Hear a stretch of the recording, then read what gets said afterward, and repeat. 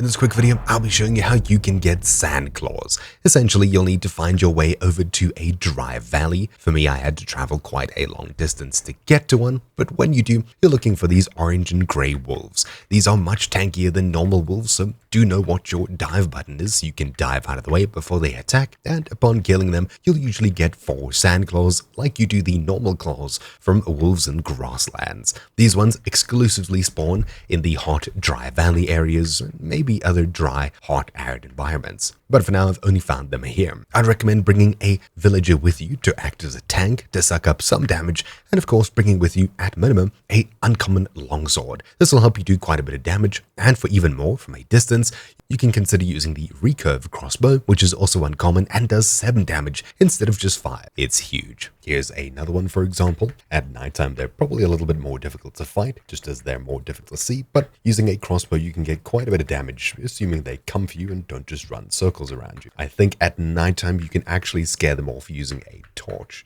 No, they still just seem to be running away. Okay then. Well, turning off my torch, I managed to get rid of 2 of them here, giving us 8 sand claws, which is huge. Anyways, it really just takes exploring around this area, or areas like it. There's not much else to it. Tons of them will spawn here, though just give it time and make sure you travel around. Eventually, you should find the one you're looking for. Anyways, hopefully you found this video useful. Thank you for watching. My name's been Troubleshoot, and I'll see you all next time. Ciao!